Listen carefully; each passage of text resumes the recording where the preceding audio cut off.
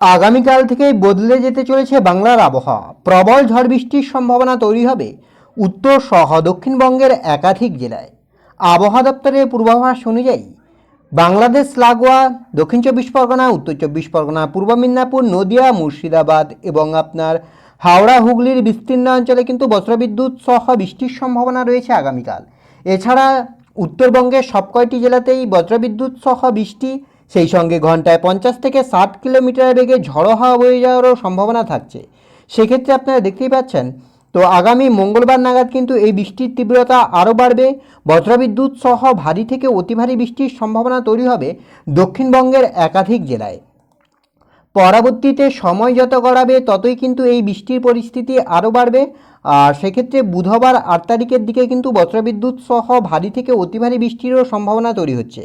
তো নতুন করে এই যে বঙ্গোপসাগরে সিস্টেম তৈরি হচ্ছে, যার প্রভাবে যে এই বৃষ্টির পরিস্থিতি তৈরি হচ্ছে বাংলায়, এছাড়া কালবৈশাখীর সম্ভাবনা তৈরি হচ্ছে, এর প্রভাবে আগামী কয়েকদিনে আবহাওয়ার কতটা কী পরিবর্তন হবে, কোন কোন জেলায় হালকা বৃষ্টির সম্ভাবনা রয়েছে, কোন কোন জেলায় ভারী বৃষ্টি হতে পারে, আলিপুর আবহাওয়া দপ্তরের অফিসিয়াল আপডেট বা কী দিচ্ছে, সবটাই বিস্তারিতভাবে আলোচনা করব এই ভিডিওতে। তাই ভিডিওটি অবশ্যই শেষ পর্যন্ত দেখুন। আর এই মুহূর্তে আপনার অঞ্চলে আবহাওয়া কেমন তাও বিস্তারিতভাবে কমেন্ট করে জানান। সেক্ষেত্রে সবার প্রথমে যদি আমরা আলিপুর আবহাওয়া দপ্তরের অফিসিয়াল আপডেটের দিকে লক্ষ্য করি, যে আলিপুর আবহাওয়া দপ্তরের অফিসিয়াল আপডেট কী বলছে, তো তার আগে দেখতেই পাচ্ছেন আগামীকাল কিন্তু ভারী থেকে অতি ভারী বৃষ্টির সম্ভাবনা তৈরি হচ্ছে বাংলাদেশ লাগোয়া অঞ্চলগুলিতে।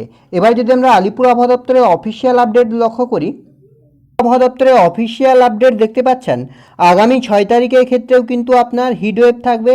সেই সঙ্গে কিন্তু আপনার ঘন্টায় 50 থেকে 60 কিলোমিটার বেগে ঝড়ো হাওয়া থাকবে। এছাড়া আপনার বৃষ্টির সম্ভাবনা থাকছে বীরভূম আর পশ্চিম আপনার হচ্ছে বর্ধমান, আর আপনার এদিকে হুগলি, নদিয়া, মুর্শিদাবাদ, 2 চব্বিশ পরগনাতে কিন্তু আপনার বৃষ্টির সম্ভাবনা থাকছে। ভারী থেকে অতি ভারী বৃষ্টির সম্ভাবনা হতে পারে আপনার এদিকে বীরভূম, নদিয়া এবং মুর্শিদাবাদের বিস্তীর্ণ অঞ্চলে।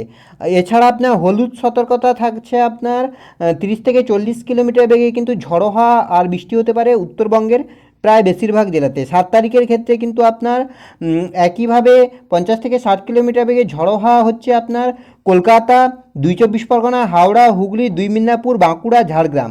এছাড়া আপনার ভারী বৃষ্টির সম্ভাবনা থাকছে পশ্চিম মেদিনীপুর এবং দক্ষিণ 24 পরগনাতে। একইভাবে অর্থাৎ যেটা হচ্ছে কিন্তু আগামীকাল থেকেই বৃষ্টির সম্ভাবনা তৈরি হচ্ছে। আরও যদি ভালোভাবে আমরা লক্ষ্য করি তাহলে কিন্তু আপনার আগামীকাল উত্তরবঙ্গের ক্ষেত্রে ভারী বৃষ্টি, এছাড়া দক্ষিণবঙ্গের আপনার এদিকে আপনার মুর্শিদাবাদ যেমনটা বললাম, বর্ধমান, নদিয়া, 2 চব্বিশ পরগনা, পূর্ব মেদিনীপুরের বিস্তীর্ণ অঞ্চলে কিন্তু ঝড়ো হাওয়া বইবে। আর আমরা যদি তারপরের দিন লক্ষ্য করি যে 6 তারিখের ক্ষেত্রে, তো 6 তারিখের ক্ষেত্রেও প্রায় একই পরিস্থিতি, ভারী থেকে অতি ভারী বৃষ্টি। 7 তারিখের ক্ষেত্রেও কিন্তু বৃষ্টির সম্ভাবনা থাকছে। আর এই বৃষ্টি যেটা হচ্ছে 9 তারিখ, তো 9 তারিখের ক্ষেত্রেও কিন্তু আপনার বজ্রবিদ্যুৎ সহ ঝড় বৃষ্টির সম্ভাবনা থাকছে উত্তর সহ দক্ষিণবঙ্গের প্রায় বেশিরভাগ জেলাতে।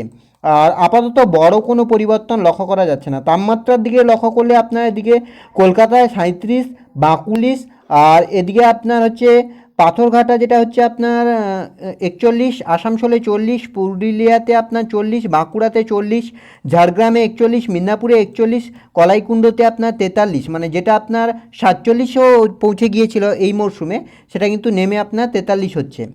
অর্থাৎ আপনার বর্তমান যে আপডেট, আপনার 9 তারিখ পর্যন্ত কিন্তু, আগামীকাল থেকে 9 তারিখ পর্যন্ত কিন্তু ঝড় বৃষ্টির পরিস্থিতি আপাতত বজায় থাকবে দক্ষিণবঙ্গের জেলাগুলিতে। তো এই ছিল এই মুহূর্তের আবহাওয়ার আপডেট। পরবর্তী আপডেট পাওয়ার জন্য অবশ্যই আমাদের চ্যানেলটিকে সাবস্ক্রাইব করে আমাদের সঙ্গে থাকুন।